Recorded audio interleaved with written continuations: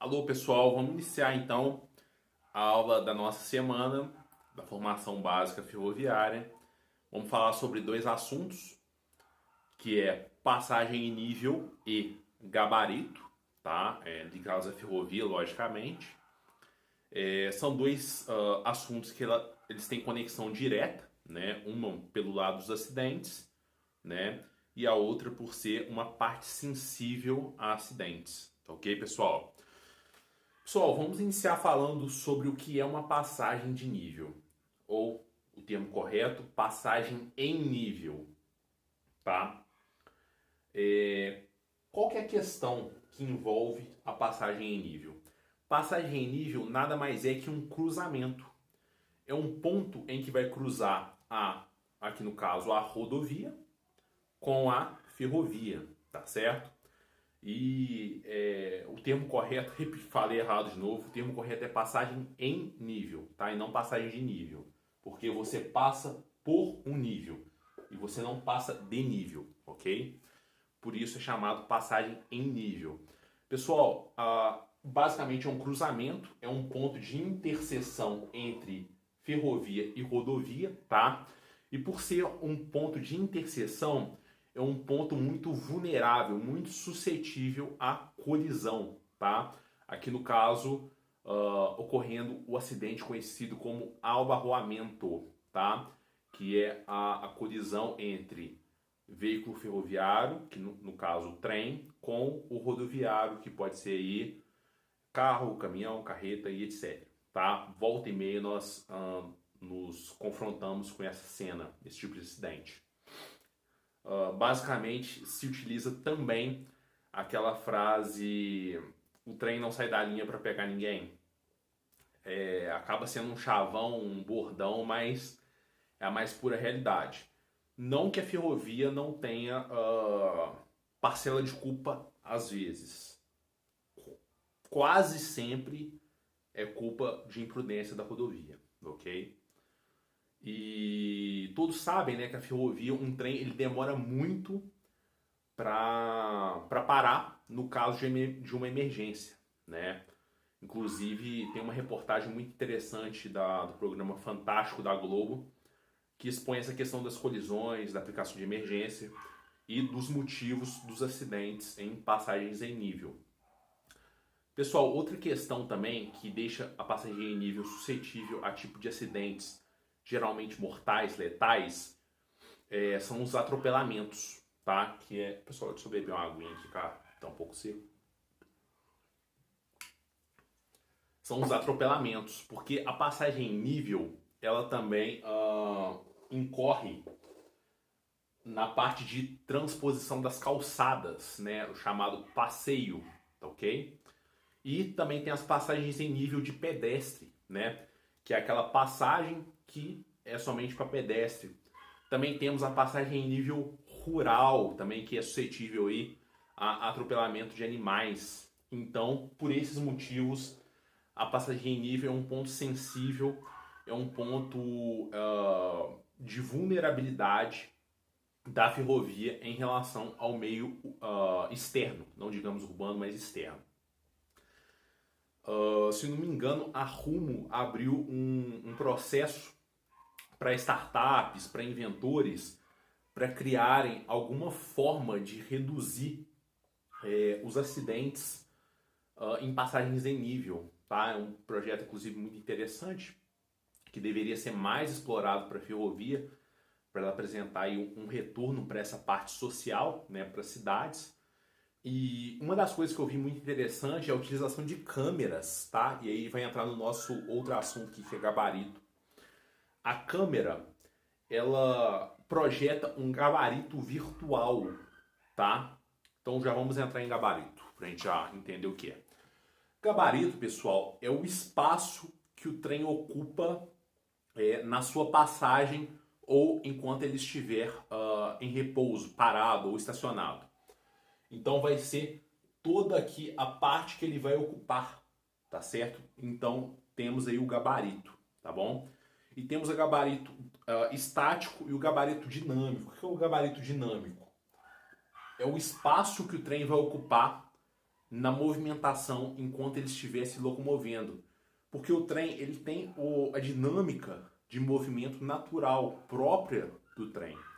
Por isso, ele não ocupa somente as dimensões naturais dele. Ele ocupa as dimensões naturais e mais uma folguinha para ele efetuar os movimentos de dinâmica naturais do trem.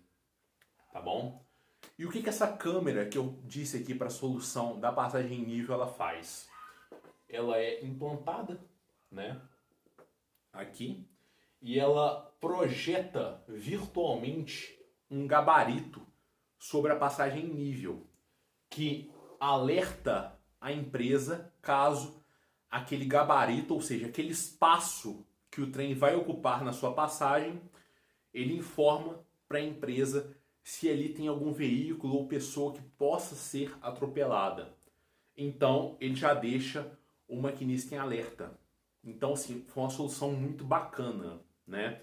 Então, a câmera projeta virtualmente esse gabarito, informa para a empresa que já deixa o maquinista atento. Olha só, na passagem em nível do quilômetro 224 da cidade YXZ, tem um elemento, que não se sabe se é um carro, um caminhão ou uma pessoa, ocupando o gabarito e eventualmente você vai ter que aplicar uma emergência.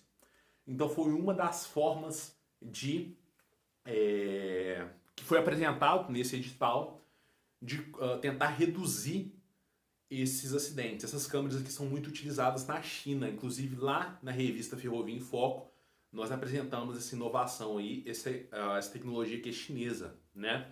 A China tem investido muito nessa parte de criação de elementos virtuais, de reconhecimento facial, tudo utilizando câmeras, tá ok? Mas são utilizadas outras ferramentas também na passagem em nível, né? Como aí ao lado aqui, né? Geralmente é utilizado aí as barreiras, né? As barreiras físicas chamadas cancelas, tá?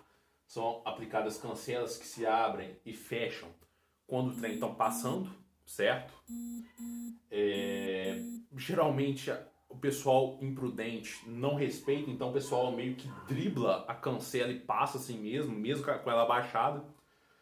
É aplicado aqui na passagem em nível, geralmente o sino que se ativa quando o trem ocupa o CDV aqui. CDV, você já sabe o que é, falamos na última aula. Quando o trem ocupa o CDV, o sino ativa e a cancela abaixa, mas mesmo assim a imprudência continua e o pessoal acaba invadindo a área aqui da passagem em nível. Então, pessoal, passagem em nível aí é uma questão complicada, é uma questão que ainda exige soluções por parte das ferrovias, tá? Porque é algo que pode ser melhorado, tá? As empresas têm buscado soluções, a exemplo da Rumo tem aberto aí espaço para startups e inventores em geral para apresentarem propostas, né? Deixo aqui a minha crítica aos editais da empresa, não só da Rumo, mas das demais também que eu acompanhei que estão abordando esse assunto, excesso de burocracia para apresentação de uma ideia, né? Eu acredito que a empresa poderia ser mais ativa nesse processo, de chamar a pessoa para dentro e ajudar a colocar a ideia dela em prática, beneficiando a própria ferrovia. Eu acabei vendo em alguns editais de uma empresa, não vou expor nenhuma empresa, de uma empresa específica, a empresa cobra que você tenha um CNPJ registrado, uma equipe com 4 pessoas, um especialista para cada área, o projeto já esteja todo montado para ela pegar e investir um pouco de valores mesmo monetários, ela empresta parte da via para você aplicar e aí após isso ela te dá um prêmio, né? Eu acho que isso poderia ser muito mais desburocratizado, né? Porque muitas das vezes a pessoa tem a ideia na cabeça, mas não consegue montar uma equipe com 4 pessoas.